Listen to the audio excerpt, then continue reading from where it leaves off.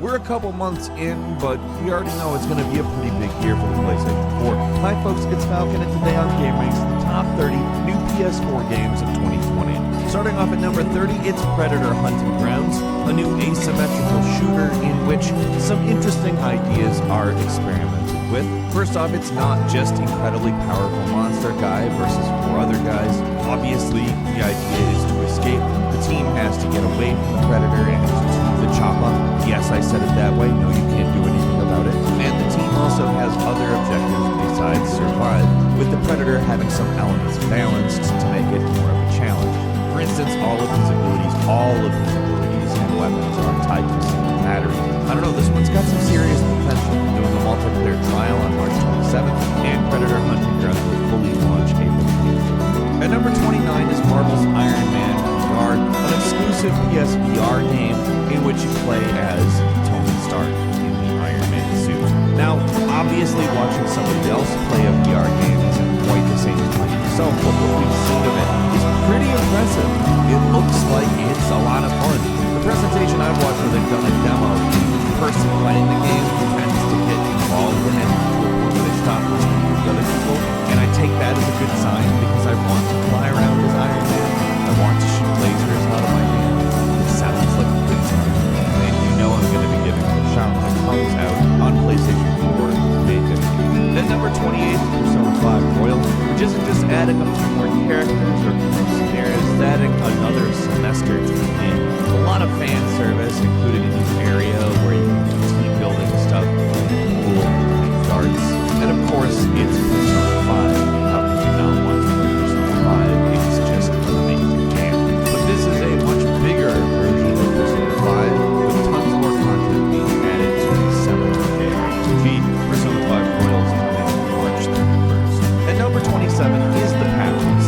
This is, just in every way a beautiful game. It's coming to us by way of Giant Squid Studios, who most recently gave us the incredible Aslan. The Pathless is a mythic adventure game where you play as an archer accompanied by a trusty eagle with the objective of hunting various corrupt spirits. Now, what exactly that means, I don't know. But what we've seen of this game, which admittedly is not a lot, is gorgeous and looks incredibly fun. The Pathless will be hitting sometime this year.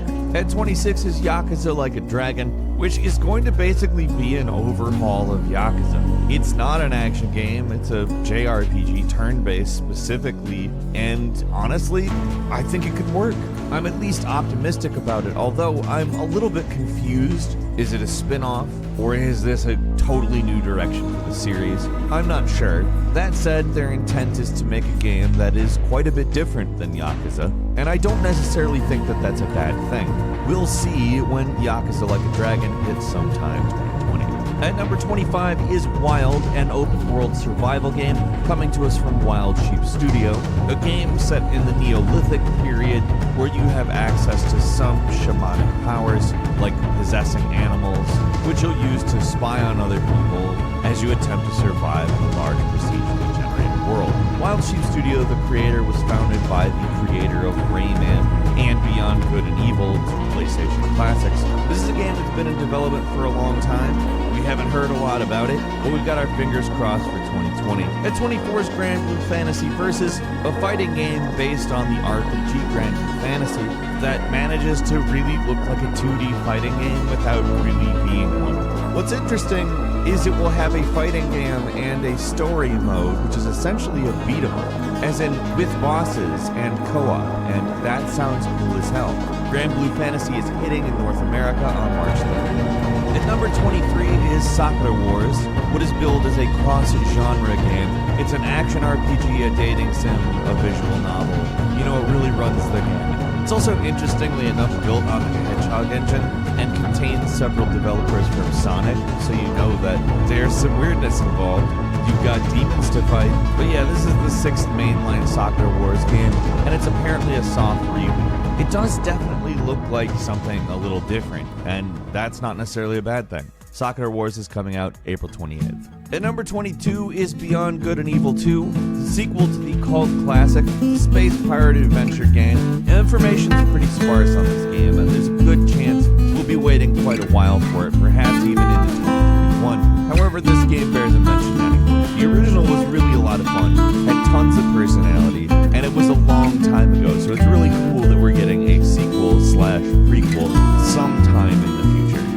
Beyond Good and Evil 2, we don't know when it's coming out, but it's hopefully this year. And number 21 is Dreams, the game / art creation thing. I've been playing Dreams for a while now. I really enjoy it. I did the Before You Buy for it. It's oddly intuitive. It's really cool looking, and I'm still not a lot better at it. However, there's a lot more content growing all the time on this platform, and it's amazing to jump into other people's creations. Sometimes it's astounding when you consider the idea that a game is basically just something somebody made in their free time. If you're interested in more on that, look at my Before You Buy. Dreams is already out. It's definitely worth the ticket price. And number 20 is Dragon Ball Z Kakarot, a retelling of the Dragon Ball saga as an open world game. Now, this game is not without its flaws. However, it's also really probably the definitive video game retelling of the saga. On top of that, it's a lot of fun with a few novel approaches at some RPG staples that in a lot of ways keeps it simple without being dumb. Dragon Ball Z Kakarot is out now. At number 19, it's MLB The Show 20, the latest iteration of the Major League Baseball game. Vastly expands the minor league, which was previously very generic, now has fully licensed players. It will be interesting to see what they do after last year's game, which was pretty good and received a fair amount of praise. MLB The Show 20 is coming out March 17th.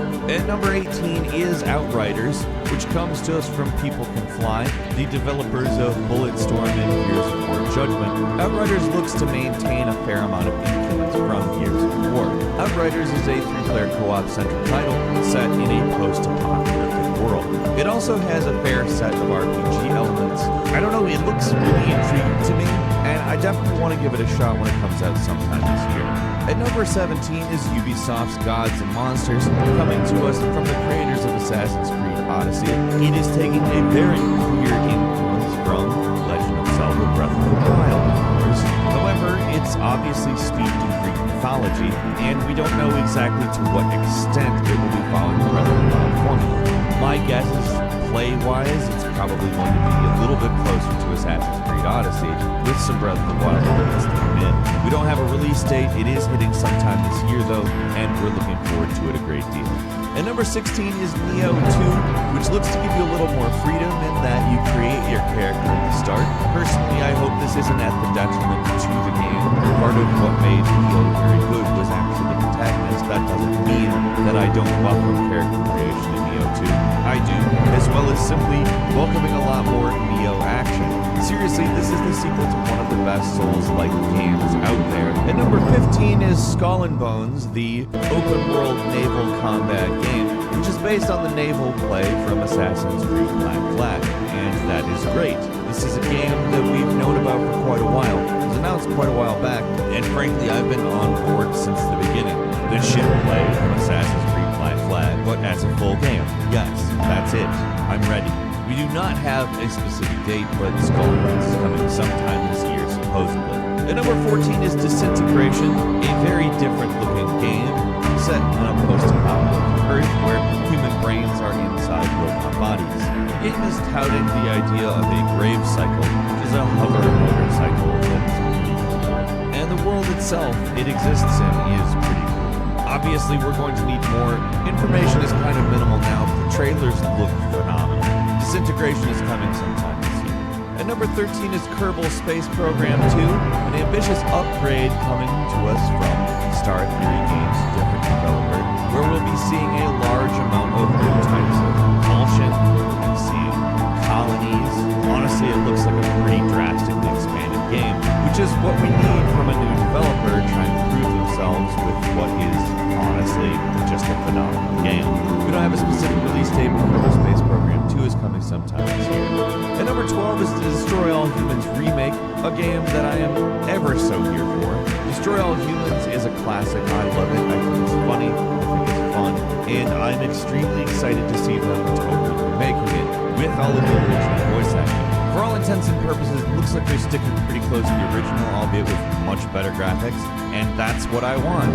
Seriously, if you've never played this game, this is one you have to consider. I love Destroy All Humans. The game's currently slated for spring.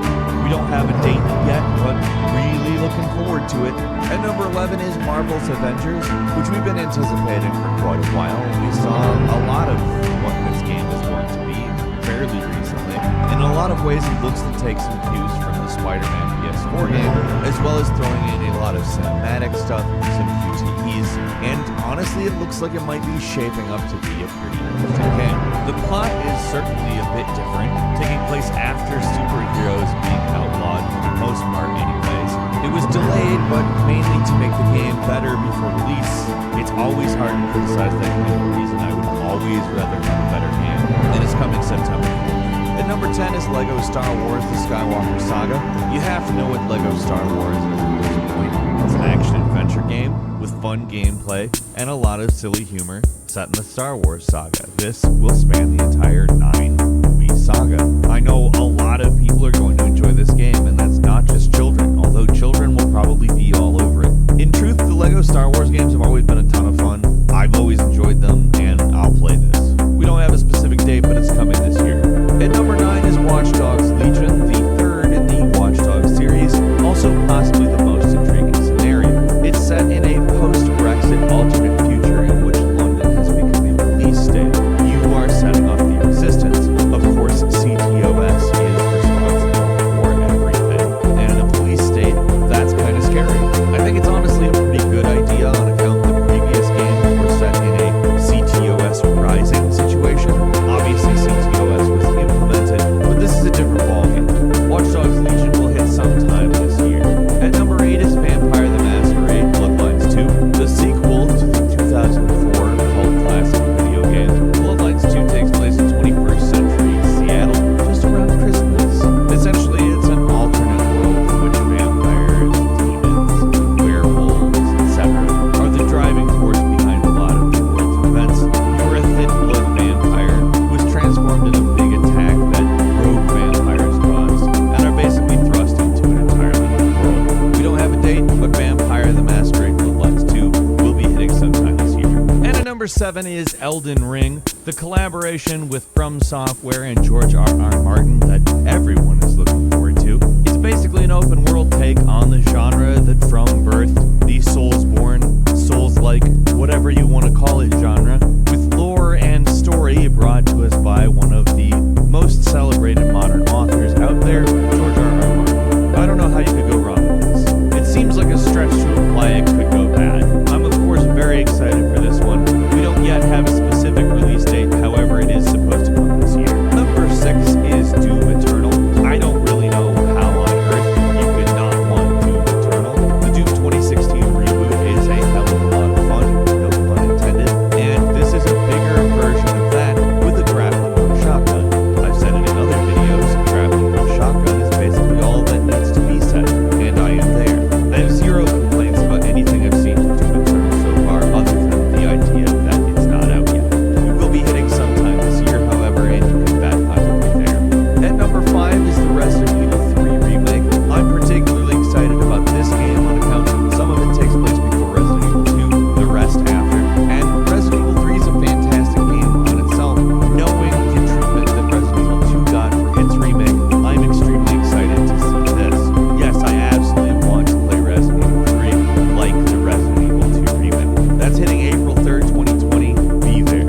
And number 4 is Ghosts of Tsushima, a beautiful looking action adventure game with elements of stealth and a large open world. The goal that Sucker Punch Productions set out to fulfill was to create something that made you feel like you were becoming a samurai. Of course, in every possible way I want that. The game is set on Tsushima Island, the last obstacle between the conquering Mongol Empire and mainland Japan. You, Jin, the protagonist, have to learn the way of the ghost. Ghosts of Tsushima will be out in the fall. At number 3 is Cyberpunk 2077. How could you not want this game? I mean, this is basically technology Grand Theft Auto played from a first-person perspective.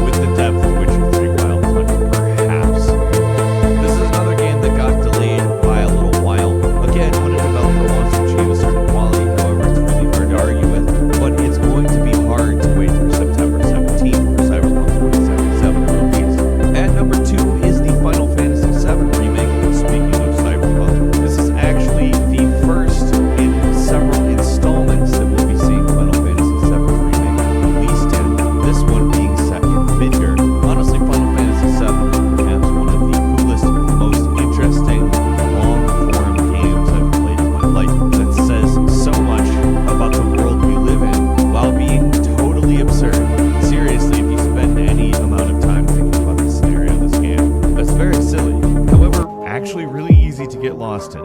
Final Fantasy VII's remake's hitting April 10th. And finally, the big one, The Last of Us 2. Obviously, we all want The Last of Us 2. The Last of Us ended in such a way that, of course, we want to know what happened. Clearly, people are surviving. However, it's not the same as the authoritarian police state. We're talking about living in the wilderness. Aside from knowing that the major characters return, we don't know a lot about the gameplay, although it's safe to assume it would be a lot like the first, or the story. Despite that, it's Last of Us 2. How could you not want Last of Us 2? And it's hitting on May 29th. And as a quick bonus for you, Rainbow Six Quarantine, which is based, of course, inspired by the Rainbow Six Siege Outbreak event. It's a 3-player co-op hunt of a technological parasite, and honestly, it looks pretty good. However, with one caveat, there's a decent chance it's gotten delayed and may not come until early next year. Dying Light 2, the sequel to the parkour zombie game, which looks to expand greatly on player choice and its impact on narrative. Dying Light 2 got delayed indefinitely, so if we don't see it in 2020, I'm not going to be particularly shocked. That's all for today. What PlayStation games are you looking forward to the most? Leave us a comment. Let us know what you think. Click the like button, and if you're not subscribed, now's a great time to do so. We upload brand new videos every day of the week. The best way to see them first is, of course, a subscription. As always, we thank you very much for watching this video. I'm Falcon. You can follow me on Twitter @FalconHero. See you next time right here on